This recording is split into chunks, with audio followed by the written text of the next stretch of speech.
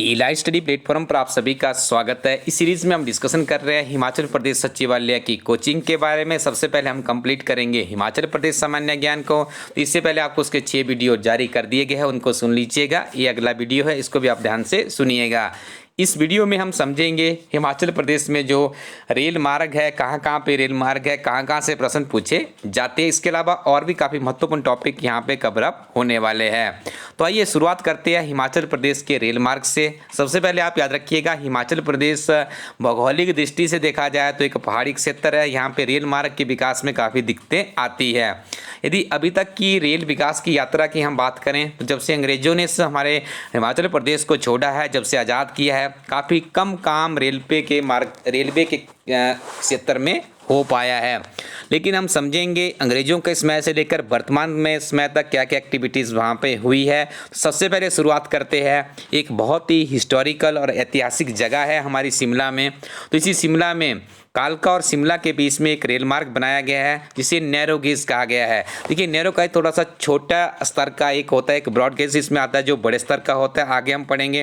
हिमाचल प्रदेश में एक ट्रैक ऐसा भी है जो कि काफ़ी बड़े स्तर का है। और जो मुख्यतः यदि हम बात करें कांगड़ा शिमला रेलवे ट्रैक की, तो किस तरह का है, नैरो गेज का है। इसका शुभारंभ किया गया था 9 नवंबर 1903 में। जो तत्कालीन वायसराय थे लॉर्ड कर्जन, उनके द्वारा इस रेलवे ट्रैक का इनॉग्रेशन किया गया था। इस रेलवे ट्रैक पर वर्ष 1906 में पहली रेलगाड़ी चली थी, याद रखिएगा। कांगड़ा इस कालका से शिमला तक के चलता है। लॉर्ड कार्जन ने उसे 1903 में शुरू किया था। 1906 में यहाँ पे रेल चली थी। ठीक है जी। 96 किलोमीटर तक के फैला हुआ है। 18 इसमें स्टेशन आते हैं। कभी आप अपने जीवन में एक बार इस यात्रा को जरूर कीजिएगा। अभी तो आप आई थिंक विद्यार्थी जीवन में होंगे, तन मन धन से पढ़ाई कर रहे हैं। जैसे कैसे आपको सरकारी नौकरी मिल जाए, जैसे आपको सरकारी नौकरी मिलेगी तो उसके बाद आप इस ट्रैक की यात्रा जरूर कीजिएगा। शिमला कालका रेलवे ट्रैक पर वर्तमान में 102 सुरंगें हैं। इसको भी आप याद रखिए। कितनी सुरंगें हैं जी यहाँ पे? 102 सुरंगें हैं। सोलन जिला के चैल से संबंध रखने वाले बाबा भलखूराम द्वारा शिमला कालका रेलवे ट्रैक के सर्वेक्षण में अहम भूमिका निभाई थी। यदि आप कभी शिमला गए होंगे, जो पुराना बस स्टैंड है उसके साथ में ही एक रूम है, जरूर उस रूम को आप एक बार विजिट कीजिएगा। वो रूम बनाया गया है, बाबा भलखूराम की मेमोरी है। जहाँ पर देखिए बड़े बड़े जो इंजीनियर्स थे, जब इसका काम चल रहा था 1903 में, आप इमेजिन कीजिए, कोई टेक्नोलॉजी उस दिनों नहीं हुआ करती थी। अंग्रेज़ के कुछ इंजीनियर होते थे, अंग्रेजी समुदाय से संबंध रखते थे, उन्हीं के कंधों पे पूरी जिम्मेवारी थी। वर्कर उनको हिमाचल प्रदेश में अच्छी खासी जिसमें तादाद में मिल जाते थे। लेकिन काम तो एक इंजीनियर या एक डायरेक्शन या एक से होना था। तो जो इंजीनियर्स थे वो काफ़ी दुखी हो गए थे कि कालका से शिमला का रेलवे ट्रैक है, उन्होंने कहा कि हमसे नहीं बन सकता है। तो तभी देखिए जो बाबा भलखूराम है, जिनका संबंध सोलन जिला के चैल से रहा है, याद रखिएगा, बहुत महत्वपूर्ण है प्रश्न। तो इन्होंने एक विजन दिखाया कि यहाँ इनके पास एक डंडा हुआ करता था, उस डंडे से ये मापते थे। अंग्रेज़ भी हैरान थे, हैरत अंगेज थे कि ये क्या करते हैं। तो बाबा भलखूराम जी ने काफ़ी महत्वपूर्ण योगदान निभाया था कि इस ट्रैक को आप यहाँ से आगे लेके जाइए, यहाँ से बनेगा। तो इनका काफ़ी योगदान है। जब भी कालका शिमले रेलवे लाइन की बात की जाती है तो बाबा भलखूराम का नाम भी इसके साथ में जरूर जोड़ा जाता है। आपको बता दें एक ऐसा नाम भी है, एक दिलचस्प स्टोरी भी है, आप याद रखिएगा। कैप्टन बडोग, ठीक है, एक इंजीनियर थे जिनका नाम था कैप्टन बडोग, अंग्रेज समुदाय से संबंध रखते थे। इनको ये जिम्मेदारी दी गई थी कि आपने कालका से शिमला तक इस रेल पटरी को पहुंचाना है। लेकिन इतनी दिक्कतें आई, इतनी परेशानियां इन्हें हुई, इन्होंने आत्महत्या कर ली थी। आप कभी भी इसको नहीं भूलेंगे। और इसके बीच में एक टनल आता है, इन्हीं के नाम के ऊपर, उसे बडोग टनल के नाम से जाना जाता है। उसका नामकरण भी इन्हीं के नाम पर किया गया है। तो आप इमेजिन कीजिए, जहाँ पे एक अंग्रेज इंजीनियर, इतना पुराना 1903 की बात की जा रही है, और हमारा एक हिमाचली लोग जिसका नाम है बाबा भलखूराम, उनके द्वारा देखिए इस तरह का महत्वपूर्ण कार्य कर लिया जाता है। तो ऐसी विद्युत जन भी हमारे इस प्रदेश में पैदा हुए हैं। उनको भी जय हिंद। कमेंट सेक्शन में यदि अच्छा चाहते हैं कुछ तो जय हिंद कर दिया करें। शिमला कालका रेलवे ट्रैक का निर्माण एच.एस. हैरिंगटन के अधीन हुआ था। ये भी प्रश्न कई बार पूछ लिया जाता है। वर्ष 1921 में राष्ट्रपिता महात्मा गांधी ने भी इस ट्रैक की यात्रा की थी। और सबसे जो महत्वपूर्ण चीज़ है वो आपको याद रखनी है, 7 जुलाई 2008। क्यों हम इसको बड़ा स्ट्रेस करके आपको बता रहे हैं, ये बहुत ही महत्वपूर्ण है। यूनेस्को जो एक बहुत ही प्रतिष्ठित संस्थान है, इस संस्थान के द्वारा शिमला कालका रेलवे लाइन को यूनेस्को की विश्व धरोहर की सूची में शामिल किया गया था 7 जुलाई 2008 को। तो ये फैक्ट आपको याद रखना होगा। इसके अलावा हम आगे यदि बात करें तो ये रेलवे ट्रैक उत्तर रेलवे के अंबाला डिवीजन के अंतर्गत आता है। ठीक है जी, ये भी याद रखिएगा।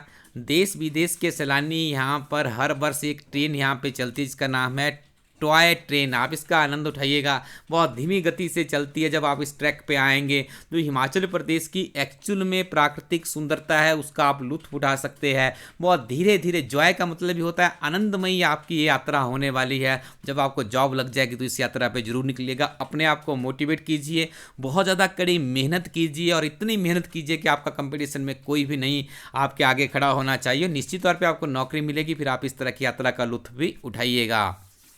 Pathankot Jogindernagar narrow gauge railway line, देखिए दूसरी रेलवे लाइन है हमारे पास जो कहाँ पे बनी है, पठानकोट से जोगिंदरनगर के बीच में स्थित है। जोगिंदरनगर मंडी जिला की एक तहसील है। तो ये भी किस तरह की है, नैरो गेज ही है, ये भी आपको याद रखना है। तो यहाँ पे आपको बता दें जो पठानकोट जोगिंदरनगर सेक्शन है ये उत्तर रेलवे के अधीन ही आता है। इस रेलवे ट्रैक के निर्माण का कार्य वर्ष 1926 में शुरू हुआ था। शिमला कालका का आपने याद रखना है, 1903 में शुरू हुआ था, 1906 में पहली रेलगाड़ी वहाँ पे चली थी। और यहाँ पे देखिए 1926 में शुरू हुआ तो 3 वर्ष तो यहाँ पे लगने ही थे। 1903 से 3 वर्ष पहले भी लगे थे हमारे कालका और शिमला के बीच में, तो यहाँ पे भी 3 वर्ष लगते हैं और 1929 में यहाँ पे काम संपन्न हो जाता है, याद रखिएगा। अंग्रेजों द्वारा इस रेलवे ट्रैक का निर्माण जोगिंदरनगर में स्थित सानन बिजली प्रोजेक्ट तक निर्माण सामग्री पहुंचाने के लिए किया था। आपके दिमाग में एक बहुत ही अच्छा प्रश्न आ रहा होगा कि आखिरकार ये हमारे सरकारों ने यहाँ पे अभी तक, मैंने जैसे आपको वीडियो के शुरू में बताया कि रेलवे के ऊपर बहुत ही कम काम हुआ है। आपको बताएंगे कितना काम हुआ है, ना के बराबर काम हुआ है यदि अभी तक की हम बात करें 5-6 महीने पहले का कार्यकाल यदि छोड़ दिया जाए। तो अंग्रेजों को ऐसी क्या दिलचस्पी थी हमारे इस प्रदेश में, 1903 से वो लग गया थे।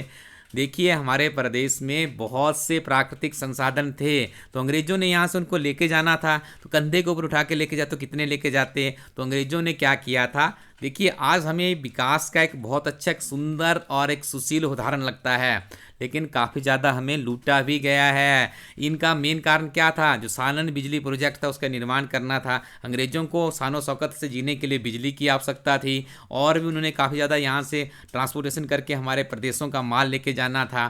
तो मूलतः यदि बात की जाए तो ब्रिटिश जो हुकूमत थी उनका एकमात्र उद्देश्य था जितनी लूटपाट कर सकते हैं उतनी कीजिएगा, इस उद्देश्य से इनको बनाया गया था। लेकिन वर्तमान में यदि हम इनका अध्ययन करें, कंपैरेटिव स्टडी करें ब्रिटिश हुकूमत और वर्तमान की सरकारों के साथ में, तो जो विकास कार्य हुआ है रेलवे के सेक्टर में अंग्रेजों के अधीन काफ़ी ज़्यादा कार्य हुआ है। तीसरा हमारे पास आता है उन्ना नंगल। देखिए ये जो उन्ना नंगल तक का कार्यक्रम था ये अंग्रेजों के अधीन ही, आई थिंक अंग्रेजों के अधीन ही ये, इसके बाद हिमाचल प्रदेश सरकार ने किया था। और उसके बाद देखिए चरडू के तक इस रेलवे ट्रैक को पहुंचा दिया गया है। ये ब्रॉड गेज है। ब्रॉड गेज का मतलब होता है एक बड़े स्तर का ये बड़ी रेल यहाँ पे चल सकती है। ये हिमाचल प्रदेश का एकमात्र रेलवे ट्रैक है जो उन्ना नंगल चरडू के बीच में चलता है, जो कि ब्रॉड गेज है। इस रेलवे ट्रैक का उद्घाटन रेल मंत्री जनेश्वर मिश्रा के द्वारा 11 जनवरी 1991 को किया गया था। प्रारंभ में यह उन्ना से नंगल के बीच में ही था, लेकिन वर्तमान में इसे चरडू तक आगे तक पहुंचा दिया गया है। इसको इसके आगे भी एक्सपेंड करने की अभी बात चल रही है। इसके बाद देखिए जो विकास हमारे यहाँ पे हुआ है तो एक नया है हमारे पास भानुपल्ली बिलासपुर। इसे देखिए भानुपल्ली बिलासपुर से होते हुए लेह तक पहुँचाने की कार्यक्रम है। जब लेह शब्द आपके जहान में आता है तो आपको भी एक चीज़ याद रखनी होगी कि जो लेह तक जाएगा तो सामरिक महत्व, लेह के बाद अगली तरफ हमारा चीन का बाउंड्री शुरू हो जाती है। तो ये भानुपल्ली बिलासपुर रेलवे ट्रैक क्या है, इसे दर्जा दिया जाता है सामरिक महत्व का रेलवे ट्रैक भी इसे कहा जाता है। तो देखिए भानुपल्ली बिलासपुर रेल मार्ग का सर्वेक्षण कार्य संपन्न हो चुका है। इसका देखिए सर्वेक्षण का कार्य संपन्न हुआ है, अभी भूमि अधिग्रहण यहाँ पे चल रहा है। अभी 2 या 3 दिन पहले ही इसका जो एक 4th स्टेज इसकी जो थी फॉरेस्ट क्लियरेंस मिलनी थी वो भी मिल चुकी है। लगभग अब इसका कार्य काफ़ी तीव्र गति से आगे बढ़ रहा है। तो आप देखिए भानुपल्ली से बरमाणा तक का सर्वेक्षण पूरा हो चुका है। अब तो ये आगे भी एक्सपेंड हो रहा है, फॉरेस्ट क्लियरेंस भी मिल रही है।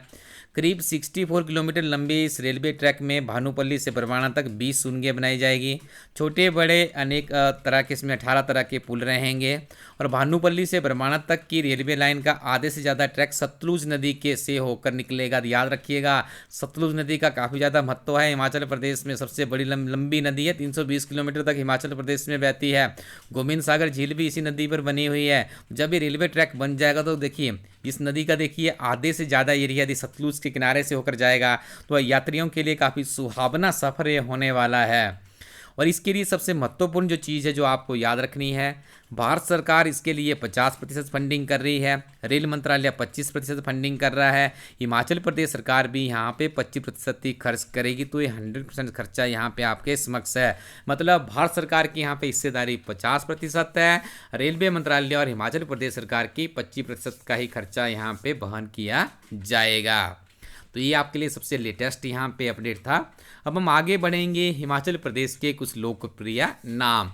डॉक्टर यशवंत सिंह परमार का नाम जब भी आपके दिमाग में आता होगा तो एक चीज़ तो आपको क्लियर होगी, हिमाचल प्रदेश के पहले मुख्यमंत्री बने थे। पहले जज के पद पर थे, उसके बाद राजनीति में आए और मुख्यमंत्री के पद पर पहुंचते हैं। इसके अलावा डॉक्टर यशवंत सिंह परमार को हिमाचल निर्माता, हिमाचल के आर्किटेक्ट ऑफ हिमाचल के नाम से भी जाना जाता है। मूलतः जो इनका जिला था उस जिले का नाम है सिरमौर। बाबा कांसीराम का जो संबंध है, बाबा कांसीराम से अपने दिमाग में मेमोराइज कीजिएगा। हाल ही में जुलाई में इनकी भी जयंती भी मनाई गई है। तो बाबा कांसीराम का संबंध भी कांगड़ा जिला से था। पहाड़ी गांधी या पहाड़ा दा बुलबुल के नाम से इन्हें जाना जाता था। पंडित पद्म देव जी हैं, इन्हें कबीराज की उपाधि से जाना जाता था, याद रखिएगा। अब देखिए फ्रूट बॉल ऑफ इंडिया, कई बार इंटरव्यू में देखिए इस तरह के प्रश्न पूछ लिए जाते हैं कि आप बताइएगा भारत की ऐसी कौन सी जगह है जिसे फ्रूट बॉल ऑफ इंडिया के नाम से जाना जाता है। एक बार ये प्रश्न किसी इंटरव्यू में पूछा जा रहा था। उस इंटरव्यू में मैं भी अपीयरेंस दे रहा था, तो वहाँ पे एक बच्चा काफ़ी कंफ्यूज हो गया था। जब वो बाहर निकलता है तो हमने उससे पूछा कि आपसे भैया क्या पूछा, तो लड़का बोलता है कि मेरे से पूछा गया था कि फ्रूट बॉल ऑफ इंडिया क्या है। हमने बोला यार फ्रूट बॉल ऑफ इंडिया के नाम से तो हमारे हिमाचल प्रदेश को जाना जाता है। तो कई बार देखिए एग्जामिनेशन में आप रिटन टेस्ट में हो, इंटरव्यू में है या किसी और फेज में है, कन्फ्यूजन बनी रहती है। जो भी काम आप करें अच्छे तन मन धन से करें, एक फुली डेडिकेशन के साथ में कीजिएगा। इससे क्या होता है, एरर के चांसेस बहुत ही कम बनते हैं। और थोड़ा कॉन्फिडेंट बनिएगा कि यस मैं कर सकता हूँ, yes I can do it. इस तरह की आप में यदि एक भावना होगी तो आप आगे बढ़ सकते हैं। एप्पल स्टेट ऑफ इंडिया, तो एप्पल स्टेट ऑफ इंडिया के नाम से भी हिमाचल प्रदेश को ही जाना जाता है। छोटी काशी या बनारस ऑफ हिमाचल प्रदेश, इस नाम से भी देखिए हमारे मंडी जिला को ही जाना जाता है। देखिए छोटी काशी और बनारस ऑफ हिमाचल प्रदेश तो क्लर्क की परीक्षा का एक फेवरेट प्रश्न है। फेवरेट प्रश्न क्यों है, जब आप इस वेबसाइट पे जाएंगे इलास्टडी कोरोटिन वेबसाइट पे, यहाँ पे आपको एक हिमाचल प्रदेश सचिवालय क्लर्क परीक्षा के नाम से एक किताब मिलेगी। उस किताब के अंदर आप जाएंगे तो आपको 14 वर्षों के ओल्ड क्वेश्चन पेपर वहाँ पे इंक्लूड किए गए हैं। जब आप उनको पढ़ेंगे तो आपको पता लगेगा कितने प्रश्न कहाँ से रिपीट हुए हैं। जब आप उन ओल्ड क्वेश्चन पेपर को पढ़ेंगे तो आप देखेंगे ये वाला प्रश्न 3 से 4 बार किसी क्लर्क की परीक्षा में पहले पूछा जा चुका है। वैली ऑफ गॉड्स, भगवान की घाटी के नाम से किसे जाना जाता है, तो कुल्लू घाटी को जाना जाता है। लेक ऑफ द मून के नाम से चंद्रताल को जाना जाता है। Lake of the sleeping women के नाम से रेणुका झील को जाना जाता है। लेक ऑफ द सन के नाम से सूरजताल झील को जाना जाता है। अजान बाहु छत्रपति के नाम से राजा केहरी सिंह को जाना जाता है। इनके बारे में एक बहुत ही विचित्र कथा है, आप याद रखिएगा। इन्हें अजान बाहु छत्रपति की उपाधि ने क्यों दी गई थी। देखिए छत्रपति का मतलब क्या होता है, जिसके ऊपर से एक छत पड़। तो देखिए इन्हें एक भगवान का एक बहुत ही विचित्र या बहुत ही अद्भुत आशीर्वाद प्राप्त था। राजा केरी जब भी अपने महल से बाहर निकलते थे तो इनके सर के ऊपर एक बादल का टुकड़ा वहाँ पे उनके सर के ऊपर रहता था। तो ये दिल्ली चले जाते हैं, दिल्ली में मुगल साम्राज्य उन दिनों था। तो तब भी देखिए जैसे जैसे इनकी यात्रा आगे बढ़ती है तो बादल का जो टुकड़ा था इनके ऊपर से आगे बढ़ता रहता है और मुगल सम्राट इनसे काफ़ी प्रभावित हुए थे। इस कारण से इन्हें छत्रपति की उपाधि भी दी गई थी और अजान बहू की उपाधि भी इन्हें दी गई है। तो राजा केरी सिंह के बारे में आप ये फैक्ट भी याद रखिएगा। मिनी स्विट्जरलैंड, एचएस में प्रश्न पहले पूछा जा चुका है। तो मिनी स्विट्जरलैंड हमारा खजियार में पड़ता है। खजियार कहाँ पर है, चंबा में है। शिव भूमि, शिव भूमि या 84 मंदिरों का समूह है, ये कहाँ पर है, भरमौर में है। अब कुछ ऐसे स्थलों से हम आपको परिचित करवाएंगे जो कि कॉम्पिटिटिव एग्जाम के लिए बहुत ही महत्वपूर्ण है। तो सबसे पहला है Himachal Pradesh public service commission, कहाँ पर है जी? शिमला में है। हिमाचल प्रदेश कर्मचारी चयन आयोग कहाँ पे है? पक्का प्रो हमीरपुर में है। ठीक है जी। राष्ट्रीय प्रौद्योगिकी संस्थान NIT ये एकमात्र संस्थान है, कहाँ पे है? हिमाचल प्रदेश के हमीरपुर में स्थित है। केंद्रीय विश्वविद्यालय, हिमाचल प्रदेश का जो केंद्रीय विश्वविद्यालय है मूलतः धर्मशाला में स्थित है, लेकिन ये 2 और जगहों से भी चलता है। एक है आपकी देहरा और दूसरी है आपकी शाहपुर, याद रखिएगा। वर्तमान समय में इस विश्वविद्यालय का जो भूमि से संबंधित विवाद है वो काफ़ी लंबे समय से चलता आ रहा है। इसके 3 कैंपस है। वर्तमान समय में से जाना जाता है केंद्रीय विश्वविद्यालय हिमाचल प्रदेश के नाम से। एक कैंपस धर्मशाला में है, दूसरा देहरा में है, तीसरा कहाँ पर है? शाहपुर में है। ये भी आपसे पूछा जा सकता है। सरदार वल्लभ भाई पटेल क्लस्टर यूनिवर्सिटी पहले हुआ करती थी, कहाँ पे थी? मंडी में है। अब इसका जो दर्जा है क्लस्टर को यहाँ पे समाप्त कर दिया गया है। ये हिमाचल प्रदेश की दूसरी यूनिवर्सिटी बनी है जो कि मंडी जिला में ही स्थित है। पहली यूनिवर्सिटी कहाँ पर है? पहली यूनिवर्सिटी हमारी शिमला के समर हिल में स्थित है, जो कि वर्ष 1970 में अस्तित्व में आई थी। और अभी उसका हाल ही में 53 उसका एस्टेब्लिश का डे भी सेलिब्रेट किया गया। हिमाचल प्रदेश का सचिवालय शिमला में है। हिमाचल प्रदेश शिक्षा बोर्ड धर्मशाला में है। हिमाचल प्रदेश का जो टेक्निकल डायरेक्टोरेट है, देखिए ये बहुत महत्वपूर्ण प्रश्न है। ये ऐसी डायरेक्टोरेट होगी जो कि हिमाचल प्रदेश में बहुत ही, जैसे अक्सर आप देखते होंगे जो हमारी शिक्षा विभाग की डायरेक्टोरेट है कहाँ पर है? शिमला में है। जो अन्य जितने भी डिपार्टमेंट है, जैसे आपका फॉरेस्ट है या आपका PWD डिपार्टमेंट है, इनकी जो डायरेक्टरेट है, जो निदेशालय है, शिमला में ही है। लेकिन जो टेक्निकल एजुकेशन की डायरेक्टरेट है ये कहाँ पर है? ये सुंदरनगर में है। ये आपको याद रखना होगा। भारतीय उच्च अध्ययन संस्थान ये कहाँ पर है? ये आपका समर हिल शिमला में है। केंद्रीय आलू अनुसंधान संस्थान कुफरी शिमला में है। हिमाचल प्रदेश में देखिए शिमला जिला में सेब और आलू का सबसे ज़्यादा उत्पादन किया जाता है। कृषि सहकारिता संस्थान प्रशिक्षण संस्थान सांगटी शिमला में है। समर हिल के समीप में सांगटी जगह पड़ती है, वहीं पर ये स्थित है। कस्तूरी मृग प्रजनन केंद्र सरहान शिमला में है। राज्य कृषि प्रबंधन प्रशिक्षण संस्थान कहाँ पर है? मसोबरा शिमला में है। ब्यास गुफा या गुरु का लाहौर बिलासपुर में है। अटल बिहारी वाजपेयी पर्वतारोहण संस्थान मनाली में है। याद रखिएगा अगला स्थान आपके लिए बहुत ही महत्वपूर्ण है। बहुत से स्थल है यहाँ पे, देखिए अर्जुन गुफा है, नेहरू कुंड है, रहला झरना, राज्य युद्ध स्मारक है, सेंट जॉन्स चर्च है, चिन्मय तपोवन संदीपनी हिमालय, ये सारे कहाँ पे पड़ते हैं? धर्मशाला के अंतर्गत ही आते हैं।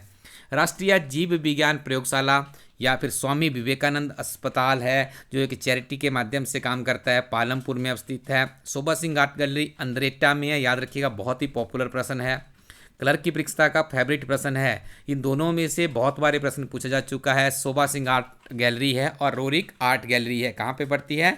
रोरिक आर्ट गैलरी आपकी नगर में है। शोभा सिंह आर्ट गैलरी को आपने अंद्रेटा के साथ में इंटरलेट करना है। कृषि प्रशिक्षण संस्थान सुंदरनगर में है। शक्ति स्तंभ कहाँ पर है? मंडी में है। महिमा पुस्तकालय है, बहुत ही पॉपुलर प्रश्न है क्लर्क की परीक्षा का। लिंटन स्मारक और सुकेती जीवाश्म पार्क को भी आप इंटरलेट कर लीजिएगा। ये कहाँ पे अब स्थित है? नाहन सिरमौर में है। उसके बाद है हमारे पास अनुसंधान एवं प्रशिक्षण परिषद, ये सोलन जिला में अवस्थित है। सैनिक स्कूल है सुजानपुर हमीरपुर में। और मिलिट्री स्कूल आपको बताया गया जैसे राष्ट्रीय आर्मी स्कूल के नाम से भी जाना जाता है, चायल सोलन में है। आर्मी पब्लिक स्कूल आपका डगसाई सोलन में है। हिमाचल प्रदेश विश्वविद्यालय समर हिल शिमला। हिमाचल प्रदेश टेक्निकल यूनिवर्सिटी हमीरपुर में है। हिमाचल प्रदेश की जो कृषि विश्वविद्यालय है पालमपुर कांगड़ा में अवस्थित है। हिमाचल प्रदेश का जो वानिकी विश्वविद्यालय है नौनी सोलन में अवस्थित है। अटल बिहारी मेडिकल यूनिवर्सिटी है निरचौक मंडी में है। इसी यूनिवर्सिटी के अंतर्गत श्री लाल बहादुर शास्त्री जी के नाम से एक मेडिकल कॉलेज भी काम करता है। तो स्टूडेंट्स ये बहुत ही महत्वपूर्ण जानकारियां यहाँ पे आपको प्रेषित की जा रही है। शीघ्र ही हम इस हिमाचल प्रदेश की सीरीज को खत्म करने वाले हैं। उसके बाद आगे हम राष्ट्रीय सामान्य ज्ञान की तरफ बढ़ेंगे। यदि आपको वीडियो अच्छे लग रहे हैं तो लाइक कीजिएगा। कमेंट सेक्शन में यदि कोई सुझाव है तो उसके बारे में भी बताइएगा। इस वेबसाइट पर जाइएगा इलास्टडी कोरोटिन पे, यहाँ पे आपको काफ़ी महत्वपूर्ण अध्ययन सामग्री मिल जाएगी। अपने साथ में कुछ अच्छी सी किताबें यहाँ से रखिएगा, अच्छे मित्र और किताबें आपके पास होगी तो आपकी जर्नी काफ़ी आसान हो सकती है। नियमित रूप से पढ़ते रहिएगा। इलास्टडी टीम की जो किताबें आप वहाँ से ऑनलाइन ऑर्डर करेंगे इंडियन पोस्टल सर्विसेज के माध्यम से आपके घर ही पहुंच जाएगी। तो बस आपको नियमित रूप से तन मन धन से अपनी पढ़ाई जारी रखनी है और आगे बढ़ते रहना है।